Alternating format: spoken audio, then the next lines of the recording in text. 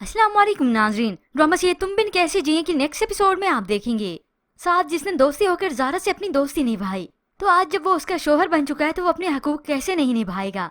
साथ की वालदा और बहन ने जब बातें की ज़ारा के खिलाफ, तो वो ज़ारा की ढाल बन जाता है और इसी के साथ ही ज़ारा से उसने दरख्वास्त भी की, उसे मना भी लिया कि मुझे अपनी पहले वाली वही दोस्ती चाहिए जो मुझसे अपना हर दुख हर सुख शेयर करती थी। यूँ ज़ारा इस बात के लिए मान जाती है। फिर यूँ ही डोली की रुखसती का वक्त भी आ जाता है, जो कि कठिन आजमाइश है ज़ैनी के लिए और यहाँ से साद और ज़ारा के लिए।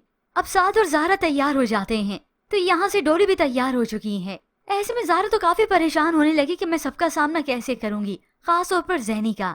तो साद उसे तसल्ली देता है, ज़ारा हम दोनों ही एक दूसरे का सहारा हैं, हम लड़खड़ाएंगे भी एक साथ और समझेंगे भी एक साथ, तुम तसल्ली रखो। तो ज़ारा तो अच्छे की बस दुआई करती है कि आज तो कुछ गलत ना हो, डोली खैरियत से अपने घर चली जाए। अब ज़ारा यहाँ से गई तो डोली के पास जाती और खुश खुश। डोली उसे यूँ देख कर हैरान थी कि मैंने इसे इतना सुना है लेकिन इसका रवैया मेरे साथ फिर भी अच्छा है।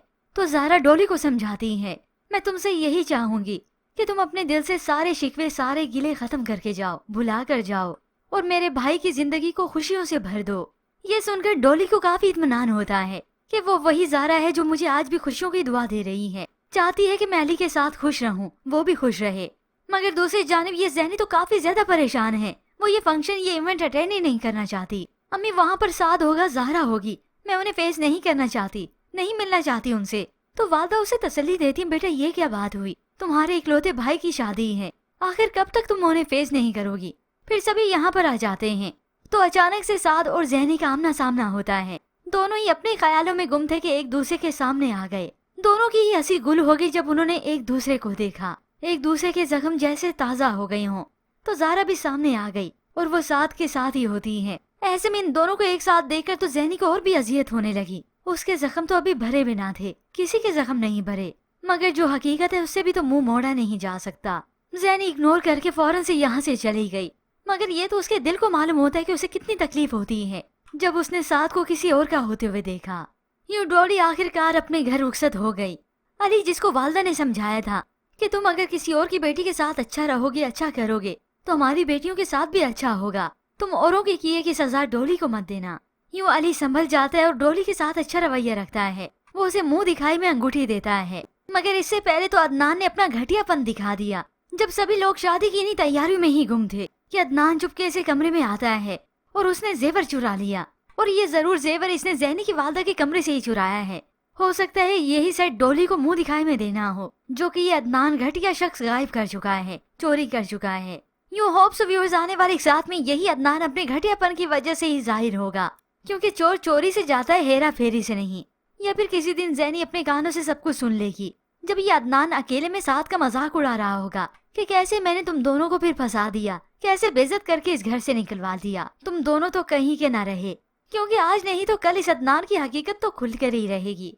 अब डोली रुखसत होकर तो चली गई, ज़ारा और साद घर वापस आते हैं, मगर दोनों ही अपनी अपनी जगह साकित हैं, क्योंकि आज तो जख्म फिर से हरे हो गए। तो इसी दौरान ज़ारा साद को कहती है, ज़ैनी की आंखों में तुम्हें खो देने का दुख साफ नजर आता है, तुम्हारी आंखों में भी तुम्हें बहुत याद आती होगी ज़ैनी की। और साथ ही साथ वो अपनी भी कैफियत बताने लगी कि मुझे भी अदील की बहुत याद आती है, क्योंकि दोनों मियाँ बीवी का रिश्ता कबूल नहीं कर सके, मगर हाँ वापस से वही दोस्त जरूर बन चुके हैं जो अपना हर दुख सुख शेयर करते थे।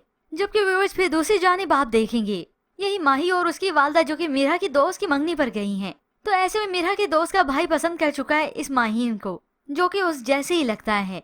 फिर इस इवेंट के दौरान जैसे उसने देखा कि ये माही बिजी अपने काम में मसरूफ है, अकेली है, कोई भी नहीं इसके साथ, तो फौरन से मौका पाकर उसके पास आ जाता है। अब यही इस माही से लाइन बनाने की पूरी कोशिश करेगा।